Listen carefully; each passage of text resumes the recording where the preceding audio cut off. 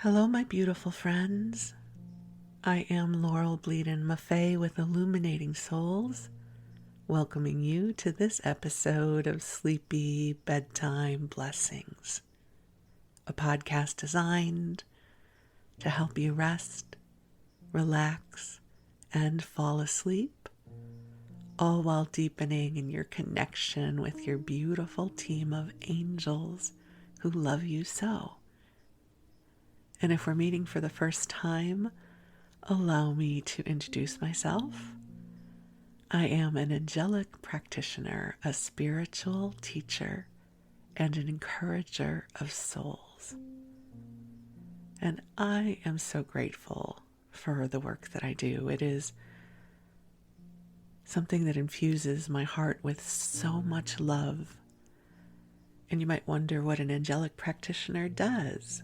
Well, let me tell you, I offer one-on-one angel sessions which take place over the phone. They're an hour long, and we come together and have beautiful conversation with the intention being to help you deepen with your divine guidance. And I bring forward the angels, and they're really beautiful. And if you're ever interested in scheduling an angel session, just drop me a note or visit my website at illuminatingsouls.com. I also offer a variety of classes. So every 6 weeks or so, I have a new class that I offer. My classes are always very small in size, anywhere between 4 and 10 people. So you'll join a beautiful community of other light bearers, and the energy is just beautiful. So if you're looking for a way to receive some additional support and inspiration, it would be wonderful to have you join one of my classes. And you can find out about everything I'm doing at my website, illuminatingsouls.com, where you can also sign up for my mailing list. There are actually 2 different places on my homepage. You can sign up for my list. At the top of the page is just my general mailing list, and you'll receive all of my announcements and updates. And then further down is the daily inspiration email blast. And if you sign up for that, you'll receive an inspiring email from me every weekday. And I also publish daily over on my Facebook page. So lots of ways that we can connect. But for now, the angels and I are here to cultivate a beautiful, sweet, light-infused space where you can replenish and receive the love and light that is here for you. This podcast has 2 components. The first is this one that we're in. This is where I bring forward some kind of insight, perhaps. That's feeling ambitious this morning, but we'll see what comes forward. That is usually spiritually centric. And I also bring forward the angels for you. And the first part is usually anywhere between 15 and 20 minutes, give or take. And then the second part is Storytime. And Storytime, it can be a lot of things. It can be stories from my life. I might read to you from an old community cookbook or some publication that's in the public domain. In this episode, we're going to be flipping through the pages of an old TV guide from 1963. So I know many of you have shared with me that the TV guide episodes are your favorites. So stay tuned. I got good stuff for you. And each episode runs about an hour. And this is because as a listener of sleep podcasts, I prefer hour-long episodes because then I don't feel like I have to hurry up and fall asleep. I typically can fall asleep within an hour. So I am an avid listener of sleep podcasts. I listen to one every night before I go to sleep. I put in my earbuds and I snuggle up under the covers. I do use a sleep timer on the podcast app so that whatever I'm listening to is going to stop playing after 45 minutes or an hour. And last night I listened to Sleep With Me. It was one of their travel stories that I listened to, and I was up then in the wee hours of the morning. And then I did listen to a Sleepy Bedtime Blessings episode, because this also helps me fall asleep. So if you're new to the world of sleep podcasts, if you just happen to stumble across this, it is a wonderful way to help bridge that space between waking consciousness and that sleep, that beautiful mystery of sleep we go into. You know, there is something so cozy, at least for me, something so cozy about hearing a soft, sweet voice, speaking, rambling a bit in the background, not really having to focus too hard on the content. And when I'm listening to a sleep podcast, I actually turn the volume down lower than I would if I were listening to an audiobook, so that I have to reach just a little bit for the audio. Growing up, we had a 2-story house, and my sister and I, our bedroom was on the 2nd floor. And so as we were drifting off to sleep, my parents would still be awake downstairs, and the TV might be playing in the background, or they might be having a conversation, and I would just faintly hear the noises from downstairs, and whether it was my parents' voices or the television set, it was very comforting to me. So I grew up with these low, rambling noises being a very comforting experience, and that carries over today, that there's just something really lovely about sharing sleep space with a sleep podcast. It brings me a sense of warmth and comfort. So my hope is that this podcast can do that for you too. And I do know that many of you listen during your waking hours, so I'm grateful to hear that I am a good companion when you are awake, as well as when you're drifting off to sleep. So however you choose and whenever you choose to listen, I am grateful. Thank you so much for being here and allowing me to share part of your day or night with you. It really is a blessing. So as I record this, it is early morning, and now that we're in the springtime moving towards summer, it's getting lighter earlier. So if I were recording this a few months ago at this time, it would still be dark out, but it's light out now, and it's such a beautiful time of day. The quality of light is just so pretty as it shines upon the leaves of the trees, and the promise of a new day feels very present. And I love getting to start my day in this way, in front of the microphone, in the company of the angels. In the last episode, I shared with you the power of divine light and my experience that it really uplifts me. And it's one of the things I have truly come to rely upon in this life that I live, in the work that I do, is the power of the light. It's so interesting to me that I can be in my Earth Girl crabbiness about something, because listen, I am mercurial. I feel deeply. The whole spectrum of feels I have, and I can be a little crabby some days, and then I have sessions to do for people, and as soon as I center myself in the light, I feel a shift. It's authentic, and whatever had been feeling heavy to me is lifted, and I'm able to rise above.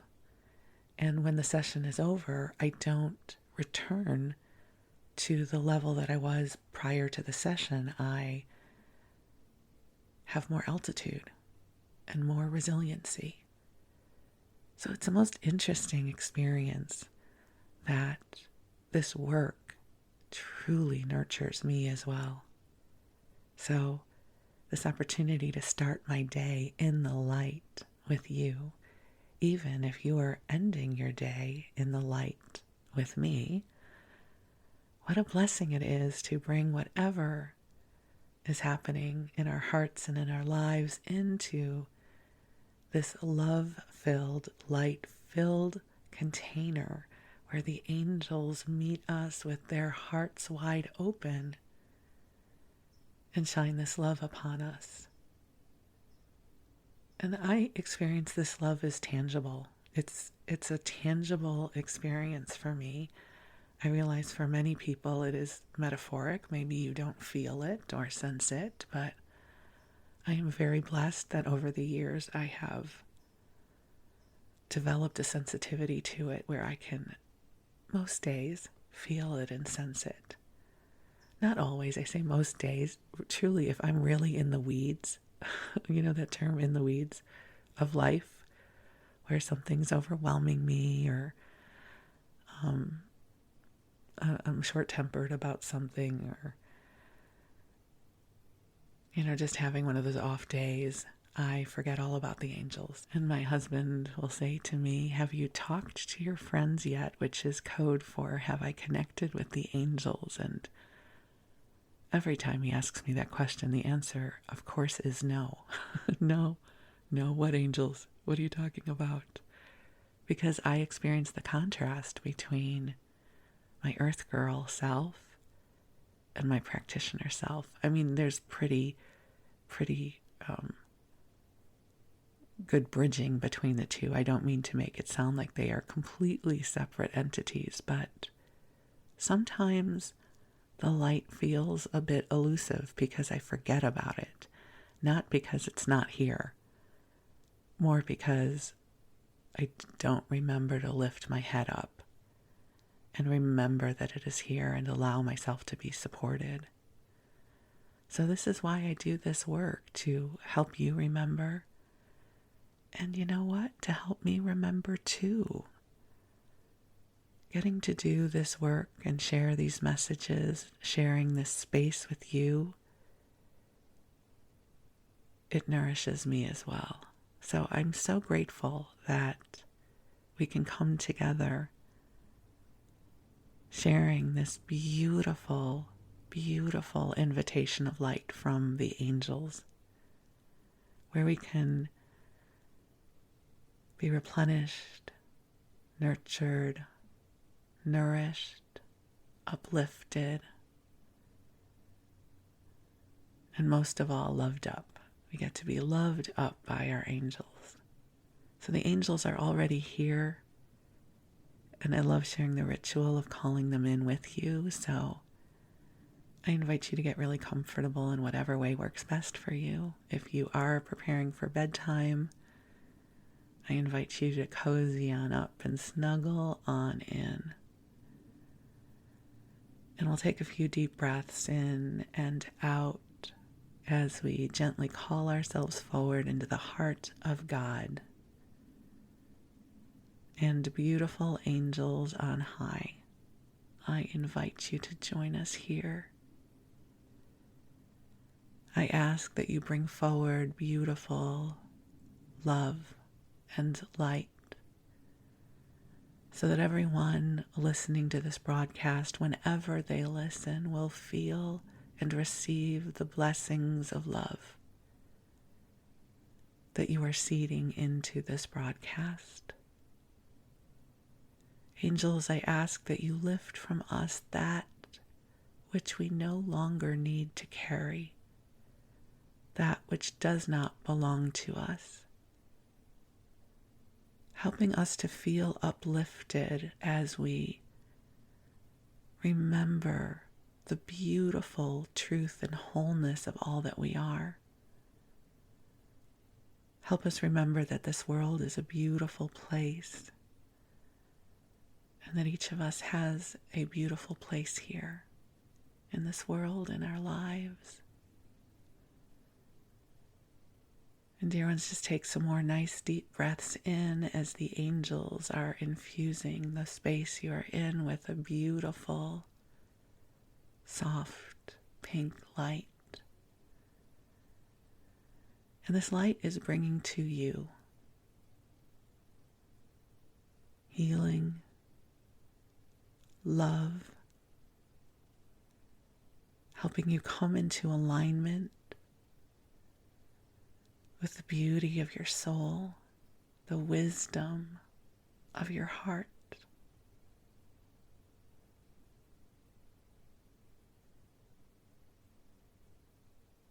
One of the aspects of an affirmation that I have used for many years says, I am trusting in my knowingness, and I am enthusiastically listening to the magic in my soul. And so I bring that forward for you, that you can trust in your knowingness, the deepest truth of you, the deepest wisdom that is within you, and that you can enthusiastically listen to the magic in your soul. Isn't that a beautiful invitation? I just love remembering that I have magic in my soul. That's right. Let's open up to that. So here's to celebrating the magic in your soul, the beauty of your spirit, your knowingness, your light, your gifts and abilities, your preciousness, and the magnificence that is you. So just take another deep breath in and release, allowing yourself to be uplifted.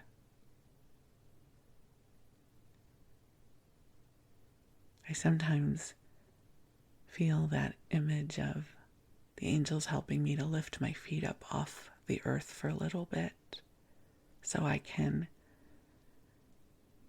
disengage from what is happening on the earth's surface and replenish from the heavens. So here's to replenishing from the divine realms, feeling that recalibration as we connect with our wholeness and our innate beauty and goodness and light. So just go ahead and breathe in and out. And if you have any prayers or intentions you wish to share with the angels, you can bring them into your heart and they receive them with love.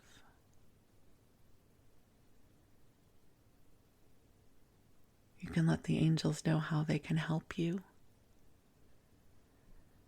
how they can support you.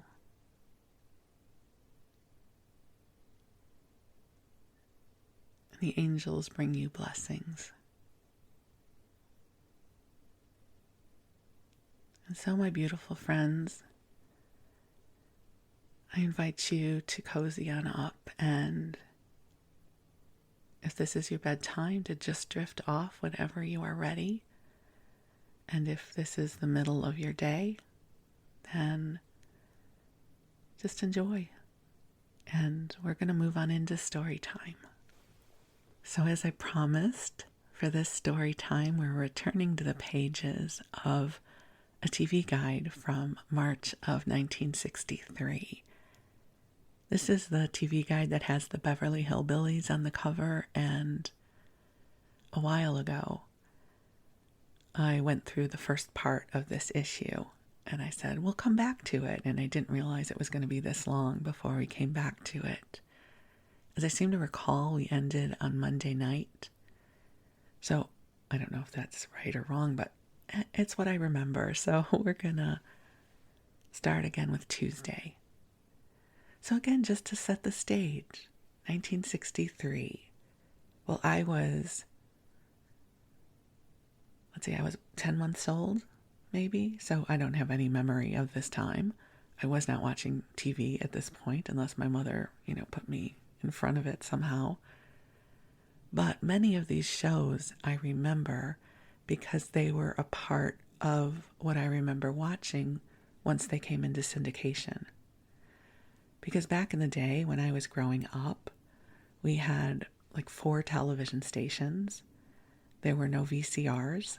There was no Netflix. There was no cable. You watched what was on when it was on.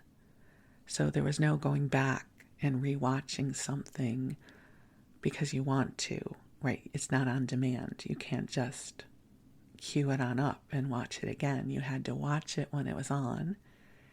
And if you missed it, or if it was your favorite episode, you would have to wait for it to come back as a rerun to watch it again. And in my early childhood, we had a black and white television. There were no remote controls then. The remote control was getting up and changing the channel.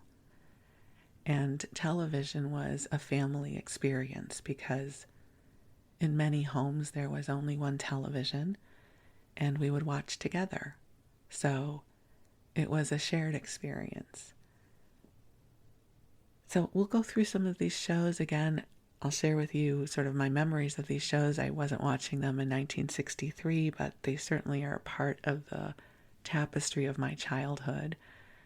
In the last episode for this issue, we talked about Beverly Hillbillies, which of course I watched, and I reminded you of the theme song, which I will not do again. But it's a great theme song for a show. And I realize if you are not from the United States, you might not know these shows. And also, if you weren't born in the 60s and 70s, you might not know these shows either, but I will still attempt to entertain you. So here's what we've got. As I look at this, but wait, there's more. One more thing. The other thing about this time period was TV stations were not on 24 hours a day. They would stop broadcasting in the early hours of the morning, and then they would start broadcasting again, 5 or 6 o'clock in the morning, usually with some kind of prayer thing. And so when the stations were off the air, you would have color bars.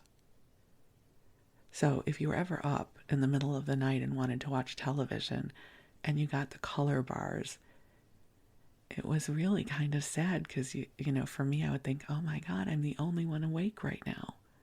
We didn't have the internet or TikTok or Facebook or something else where we could be connected 24/7. That was really a sense of I'm alone in the world when I would see the color bars.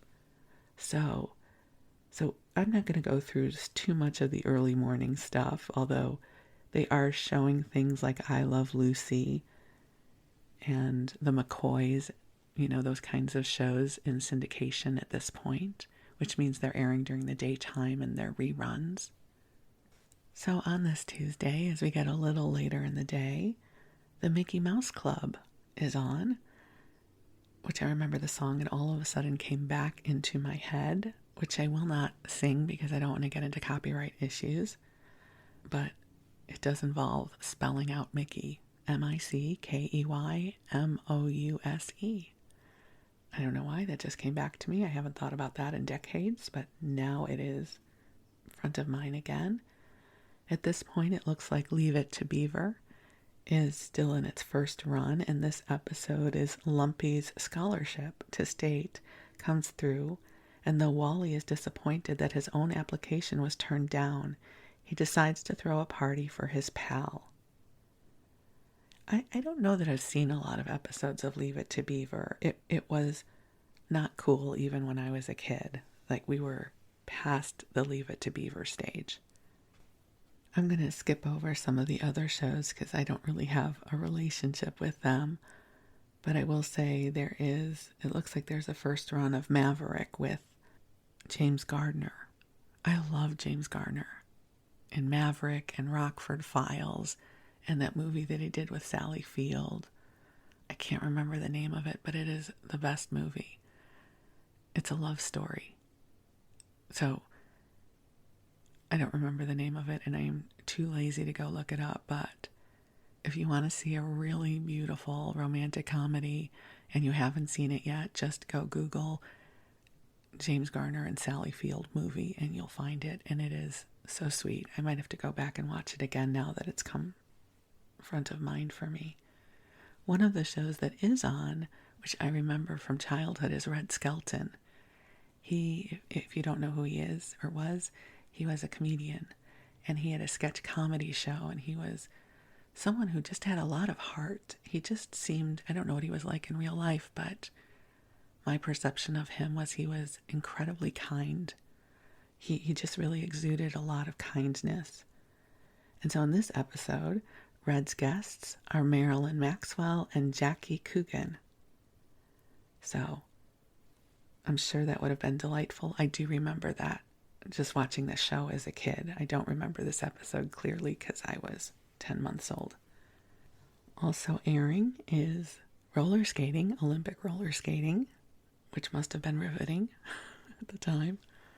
As a kid, I remember there would be things like roller skating and bowling, and I would be so disappointed because I didn't want to watch any of those. Jack Benny's show is on, and George Burns is a guest. The Untouchables, which was a classic television show in the day. And then a lot of movies are being aired here, which I don't necessarily know many of them. So let's go ahead then and we will skip on over to Wednesday. So Wednesday night, CBS Reports is doing an episode about the storm over the Supreme Court that's dealing with the background and conclusion to the controversial New York school prayer case. In 1958, 5 parents brought suit against Nassau County's Herrick School Board because it adopted the word prayer. Which is so interesting because this is still an issue today about prayer in schools. So I don't know that we're ever going to get past this issue, but I just think that's interesting. So one of the big specials for Wednesday night back on March 13th, 1963 is a Bob Hope comedy special. I was never a big fan of his specials, but they always made a big deal out of them. And this one, his guests are Frank Sinatra. As a kid, I wouldn't have cared. 30-year-old me, if Frank Sinatra was on something, I was fascinated. I went through a Rat Pack phase where I loved everything with Frank Sinatra and Dean Martin, Sammy Davis. I loved all of their stuff. So 30-year-old me would have watched. Wait, I have a little Frank Sinatra story for you. I don't know him. It's not that I met him or anything juicy like that, but when I worked for one of the companies in the entertainment industry, I got to go to the American Music Awards, which was so cool. And so what happens at these award shows is you see the part that's televised, right? And then they go to commercial break. And so during commercial break is when the producer might come on and give the audience instructions or encouragement. So this particular American Music Awards, they were giving Frank Sinatra a Lifetime Achievement Award. At this point, he was too old to travel, so he wasn't there. He was at home in Palm Springs watching. And at the time, Dick Clark was the producer of the show. So during the commercial break, he speaks to the audience and he says, the next segment, we're going to be giving Frank Sinatra his Lifetime Achievement Award. Please applaud, everybody. Please give a big applaud. Mr. Sinatra is watching at home, and we want to let him know how much we love him or something like that. I mean, he might not have said love. I just was stunned that Dick Clark felt that he had to give the audience encouragement to applaud for Frank Sinatra. I was like, in what planet is this audience not going to jump to their feet? But they wouldn't have, because by that point, he wasn't the cool guy anymore, whereas I was going to stand up and cheer. It's Frank, right? So I'll never forget that. I thought, wow, how sad that he has to remind people to be very enthusiastic for Frank Sinatra. So, just a little aside. So, he's got Frank Sinatra, Robert Goulet, Brenda Lee, Edie Adams, and the Hollywood Deb Stars. I don't know who that is. Let's see. Frank Sinatra is going to be singing Call Me Irresponsible. I don't remember that song, but I'm sure it was wonderful. The other thing that was on this evening, Beverly Hillbillies, first run. So at this point, it's not a rerun. It is a hit show. And this is the first time this episode is being seen. I don't know if I remember this episode from my many reruns of Beverly Hillbillies, but this is the one. Snobbish Mrs. Drysdale. So again, if you do not know Beverly Hillbillies, Mr. Drysdale was their banker. So this is his wife. Snobbish Mrs. Drysdale is afraid that the Clampetts will make a bad impression on her distinguished house guest, Priscilla Smith Standish, the president of the Society for the Preservation of Early American Traditions. What could possibly go wrong? I'm sure it was a very funny episode that I would have loved as a child. There's also a special called Hollywood, which is narrated by Henry Fonda. So hang on, I'll give you a little bit of information about that. So this is a David Wolper trilogy. He was a big producer in Hollywood, and they're talking about the star system. So they're talking about the pressures of life in a fishbowl. So Marilyn's tragic love affair, Spencer Tracy, Katharine Hepburn, Marlene Dietrich, Cary Grant, Joan Crawford. And then there's going to be excerpts from current and yet to be released films where we see the new breed stars. So they would have been the up and coming stars at the time. Shirley MacLaine, Jack Lemmon, Geraldine Page, and Tony Perkins. Well, that would be so interesting to see today, wouldn't it? To kind of, contextualize where they all went and what happened. I love those kinds of films and documentaries. When we were younger, it wasn't just me, it was my brother and sister too. The movie That's Entertainment came out, which is a compilation of some of the MGM great musicals. And it was narrated and hosted by Gene Kelly and Fred Astaire. And I think it came out in the 70s. And my mom was so excited about it. We went to this beautiful theater downtown. I don't remember which one, but downtown Chicago. And we saw it on the big screen. And it was kind of my first exposure to a lot of these big productions, the Busby Berkeley musicals, Esther Williams swimming, and just, I don't know, so enchanting. So something like this about a Hollywood documentary would be just my cup of tea. It seems like this was a big night for specials, because also airing was the Bell Telephone Hour, which I don't really remember, but I just have this very faint memory that they were a big deal. Like when the Bell Telephone Hour was on, it was usually something my parents would want to watch. So this one has opera singer Leontine Price. So my mom would have for sure been wanting to watch this because she loved opera. And also for concert goers, veteran violinist Erica Marini. And then for moviegoers, Steve Lawrence and Edie Gourmet. So lots of options. And Carol Lawrence, who we came to know for the Carol Burnett Show, is on here as well. So just a whole smorgasbord of things to experience on the Bell Telephone Hour. So let's come on over to Thursday, and I haven't been telling you what's on during the daytime, but this one just caught my eye, which is Romper Room. And I grew up watching Romper Room. If you're of my age group and you lived in the United States, you probably did too. And if you remember, the teacher, it was Miss Sandy or somebody like that, had the magic mirror.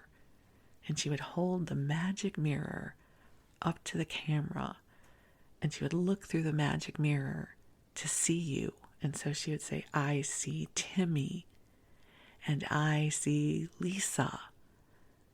And she would name common names, right? Because she really wasn't seeing any of us. And she never said, I see Laurel. Like one of those pain points of growing up with an uncommon, at the time, name. She might see, I see Lauren. I see Lori. And I'd be like, oh, it wasn't me. She doesn't see me. I remember just being very disappointed that she could never see me through the magic mirror. I didn't understand at the time that it was a ruse. It was all a giant hoax. So, a little tidbit from childhood there. And there's, of course, different versions of I Love Lucy and Kit Carson to keep you company during the day. And the soap operas were a big deal. Search for Tomorrow. Like lots of soaps that aren't on anymore. Also during the day, there are game shows. And one of them is Password, who famously is hosted by Alan Ludden.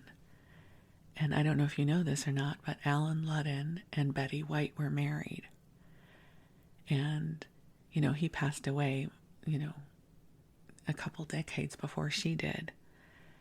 And she was doing one of those actor studio interviews.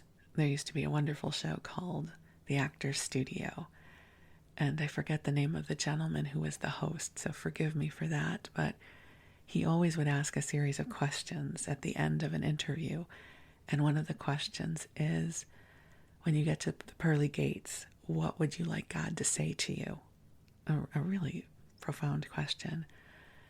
And I remember Betty White's answer, without missing a beat. She said, here's Alan. I just cried. Isn't that beautiful? Like, when you get to the pearly gates, what do you want to hear God say? Here's Alan. Here's your beloved.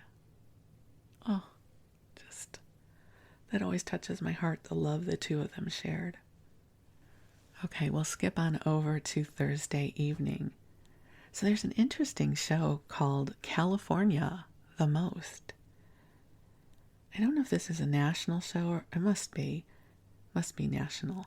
So let's read about this, because it's going to give us some insight to what California was like in 1963, the perception. So California seems to run on sunshine and optimism. That's great, says NBC's Edwin Newman, who narrates this film about the growing pains of the most populous state, California, the most. Films and stills show the state's history and some of its sun-tanned, hopeful immigrants. Spanish missionaries, 49ers, and the Okies. The sudden expansion of recent years has brought problems as well as prosperity. Freeways are jammed. Oh my God, they have no idea what a jammed freeway is like in 1963 compared to now. The defense industry attracts workers from across the country, but can't always provide job security. So, and then they're talking about segregation. Yeah, this was a difficult time.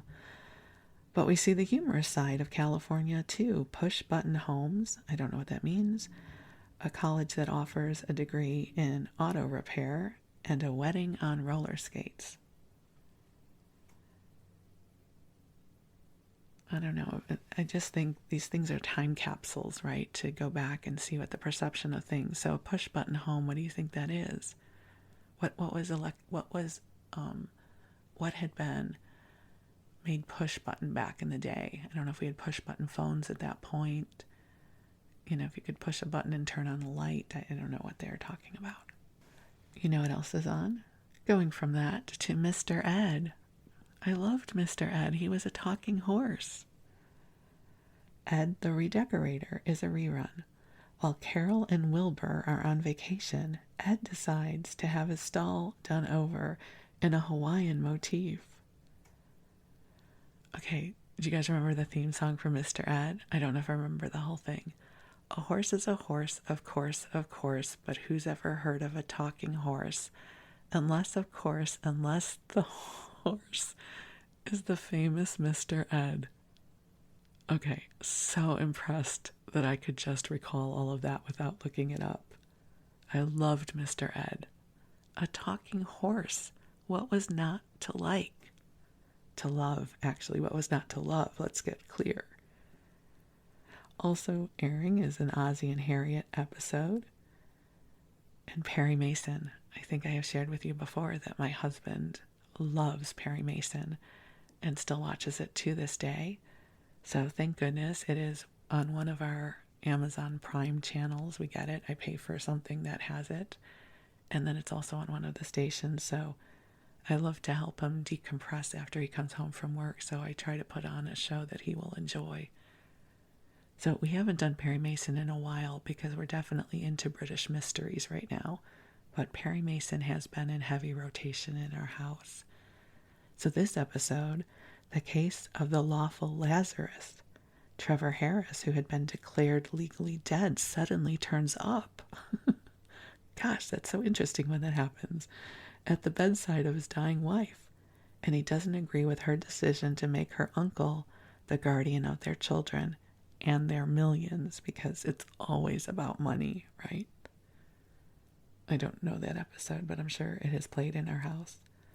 Also, the Donna Reed show is on, which I don't know that I've ever seen an episode of. And Dr. Kildare, which I never saw, but I just know about because it starred Richard Chamberlain, who I would go on to have a giant crush on when he played Father Ralph de Bricasart in The Thornbirds. I loved him in The Thornbirds. So this is a Dr. Kildare episode with my future crush, Richard Chamberlain. Leave It to Beaver's also on.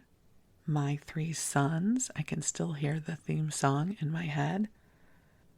McHale's Navy, which I don't think I ever watched.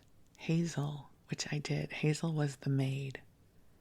Hazel's navy blue tugboats. Hazel bets George that she can get to a shoe sale and return within 80 minutes if she can borrow his car. Okay, I'm sure that was hysterical. Let's see what else is on. We've got Andy Williams, who had a variety show back in the day.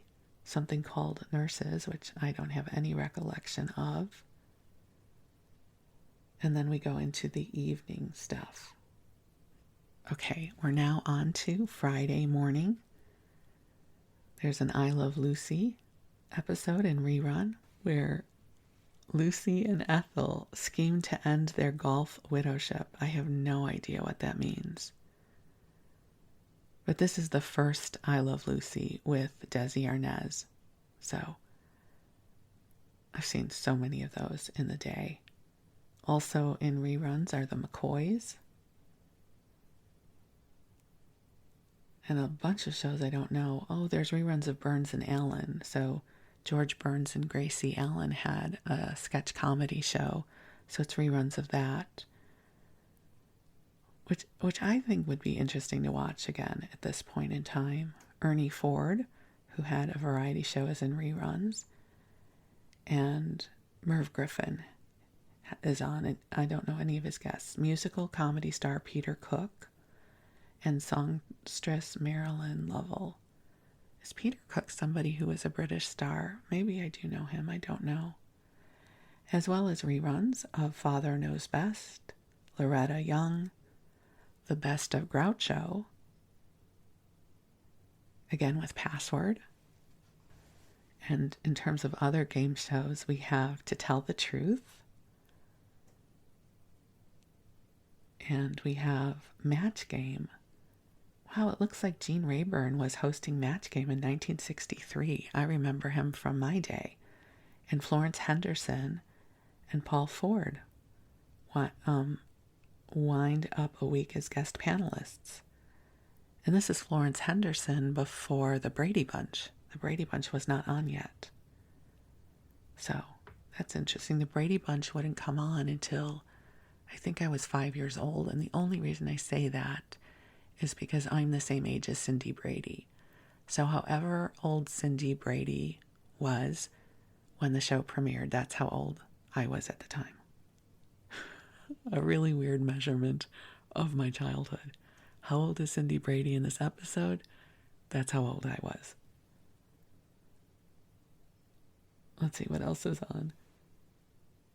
Bozo Circus. Why is that on in the evening? Okay, but it wasn't the Chicago Bozo Circus. I think each market had their own Bozo Circus. I've already shared with you about the magic that was Chicago's Bozo Circus and how hard it was to get a ticket. I never went to Bozo Circus. I always wanted to, but someone, I don't remember what the myth was. There was an 8-year waiting list or something like that.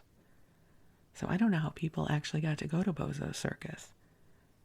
But that is definitely an unrequited dream of childhood Laurel, to go to Bozo Circus, for sure. Oh, Superman is on. Okay, so my husband has very eclectic TV watching. He loves like the Sunday superheroes stuff when Batman is on and Superman and Wonder Woman. So we have watched Superman recently. He's adorable. I love my husband. And I would much rather that he watches those shows than, true crime, yellow tape shows. So I would much rather see an episode of Superman. So on Friday night, you could watch the premiere of the musical April in Paris from 1953.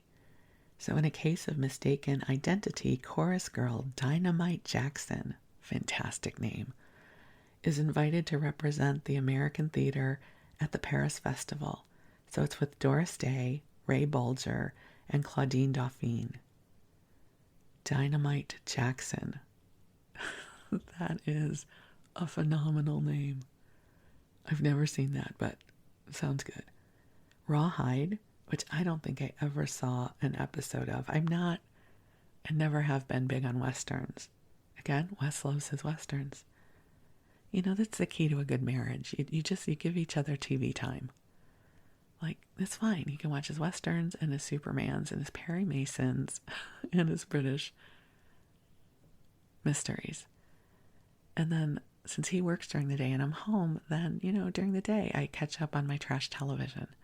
Because I watch really bad reality TV and I love all of the medical shows, the medical dramas, which a lot of them have gotten canceled, much to my dismay. But I had on rotation and have on rotation the ones that are still on: Chicago Med, Grey's Anatomy. I love New Amsterdam. I loved The Resident. I loved Code Black. So you put actors in a show, build out their characters, and make them work in a hospital, and I will for sure watch it. I love those shows. They're all the same to me, but they all have different characters and they're in different cities. And so I love a good medical drama. I just, since I'm telling you all about what my husband watches, I figured I should tell you what I watch as well. So I watched that. I watched The Challenge on MTV. I'm watching Teen Mom Family Reunion right now because I watched those women for a long time when they were on 16 and Pregnant. I watched the 911. So there's 911 and then there's 911 Lone Star. I have a whole bunch of Chicago Fire to catch up on because I really let that one go. I watched Station 19, which is the lead-in to Grey's Anatomy, and I have no idea why ABC canceled that show. It's so good. So I watch TV too, just so you know. You also can watch Father Knows Best, Route 66. The Flintstones. Okay, so at this point, Flintstones is a primetime show. So in the way that The Simpsons was a primetime show and South Park, right? Even though it became syndicated for children, it started off as a primetime show and sort of a cartoon version inspired by the Honeymooners. So in this episode, Barney the Invisible, so this is a rerun, Fred has turned inventor. He's developing a new soft drink formula when Barney drops by with a bad case of the hiccups. Oh, it just ends there. I thought there was going to be another sentence that says, when Barney shows up with a case of the hiccups, Fred tries to cure him by hanging him upside down or something, but that's not it. It ends there. He's developing a new soft drink formula when Barney drops by with a bad case of the hiccups. That was as much plot as was needed. And hijinks ensued. So I'm sure that was hysterically funny. Oh, Alfred Hitchcock. I don't know that I watched a lot of those, but for some reason I feel like they were in my orbit. I think maybe they used to air late night in reruns on Channel 32 when I worked there, because I was responsible for getting all of the broadcast materials in-house and ready for broadcast. So maybe that's why that sounds familiar to... Oh, that is why it sounds familiar to me. It's all coming back to me now. So, and then in the evening you can watch Jack Parr, Peter Gunn, Dragnet, Sunset Strip, 77 Sunset Strip. Okay, and then we're sort of done with the broadcasting for the week. So we get to the back of the magazine where there are articles and ads. There's a couple ads I need to share with you. And of course, the TV Guide crossword puzzle, which whoever had this TV Guide back in 1963 filled it all out. So all the answers are there. But this one I have to share with you. It says, Donna's down. And it's a picture of a woman who's holding her hand to her head as if she has a headache. It says, periodic pain.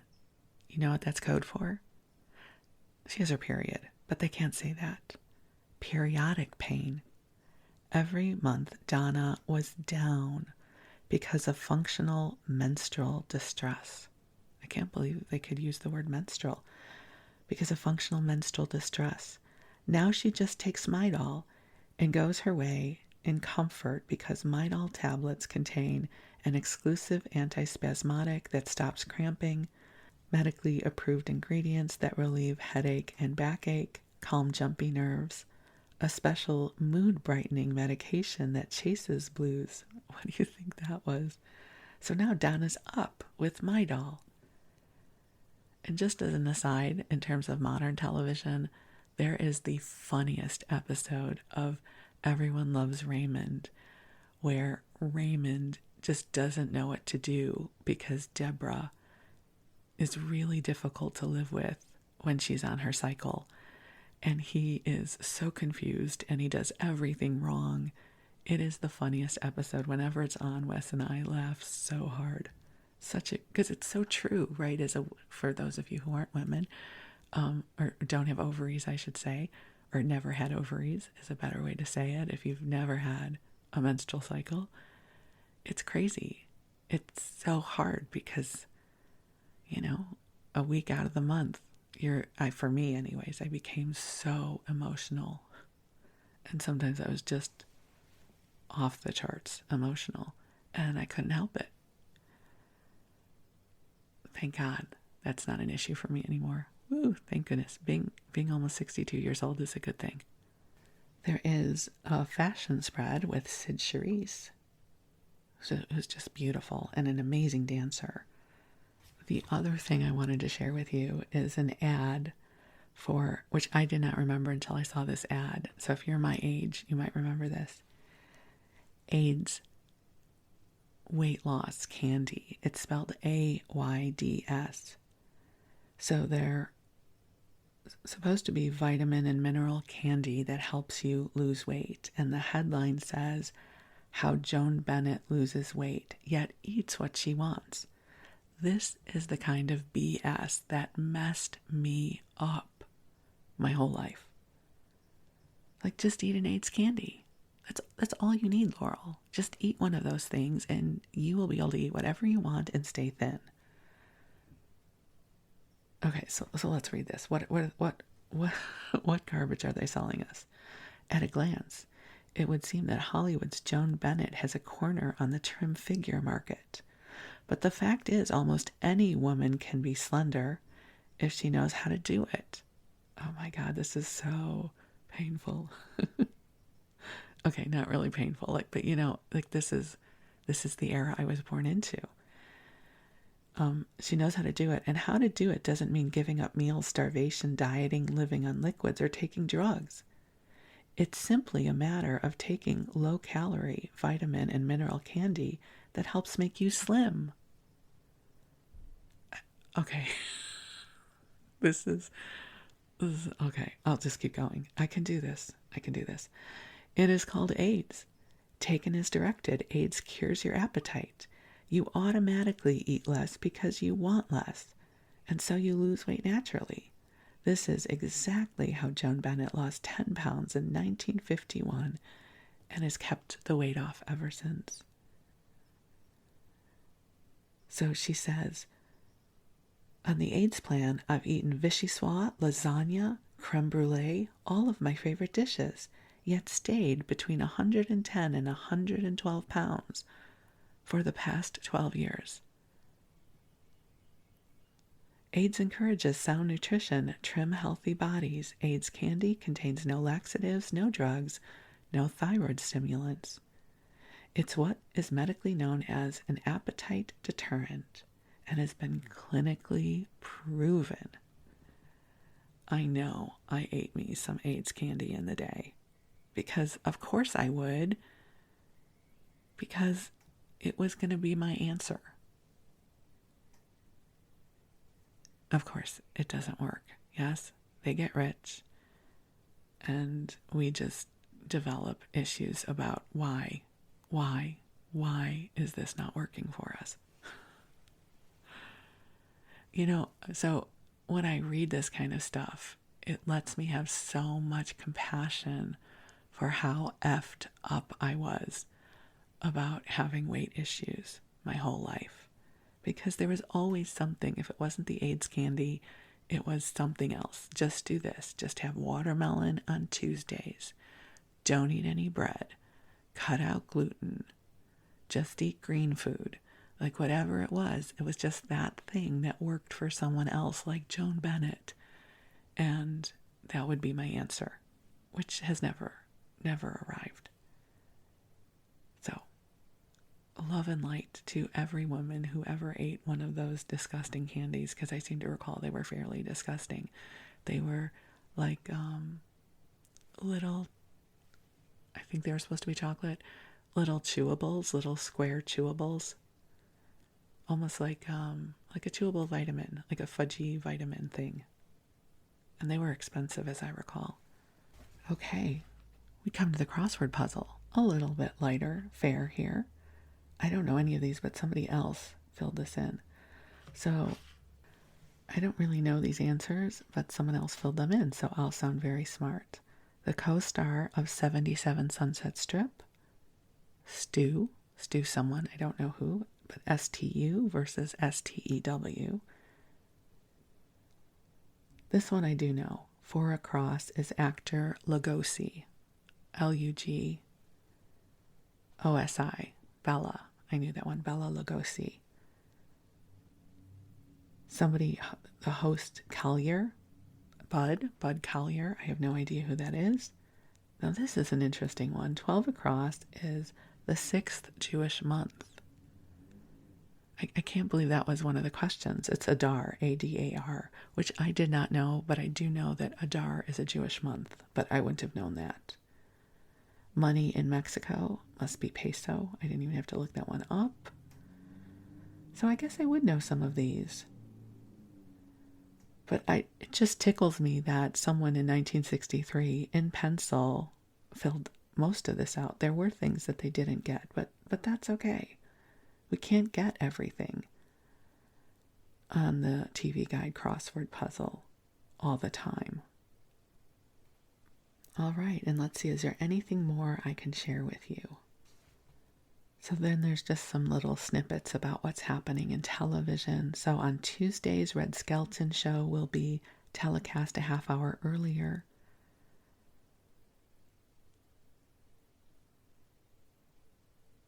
And something formerly titled Ozark Widow is the new show. It's a spin-off from the Beverly Hillbillies.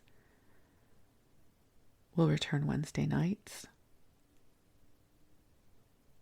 The Judy Garland show, I guess, is still on. CBS's Thursday night battling order will be Password, Perry Mason, Rawhide, The Nurses. Oh, and The Nurses, we end there, because now it says something else about Route 66.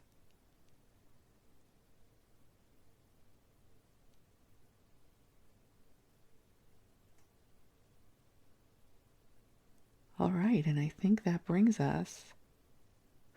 Wait, one more thing. Wait, I said we were almost done. But I was just reading at the bottom of this, and it says, ABC's Wide World of Sports now has a crew filming a trout fishing contest in Argentina for televising in May. One of my childhood memories was when there was nothing on television I wanted to watch, and it was things like trout fishing, and then one channel would have bowling, and then another channel would have, golf, and there would be nothing to watch for a kid. It was so sad because we didn't have any other options. We had to then go read a book or play a game or play outside. Such a hard childhood. Just trout fishing. Yay. Or bowling. Or like something awful would be on. There would be nothing that would be, suitable for a kid to watch that we'd be interested in. And I think about how good kids had it, even, 15 years later, because that's when the VCRs came on the scene and they could rewatch something. And we never could. We just were at the mercy of the television gods or goddesses of what was on the air. So that would have been my luck. A Saturday with bowling and trout fishing and golf. And I loved reading, but, if I wanted to watch TV, it doesn't mean that I would just have settled for a book. I would probably have been rolling my eyes and, just so sad that there wasn't something on that I could watch. So the kids these days, they have it so good, right? They can watch anything they want whenever they want. Oh, life is good. So thank you for joining me in the Wayback Machine for this 1963 issue of TV Guide with the Beverly Hillbillies on the cover. Thank you for letting me share a little bit of my childhood with you. So, I wish you the sweetest of dreams. I'm grateful for our time together, and I look forward to connecting with you again soon. Thank you.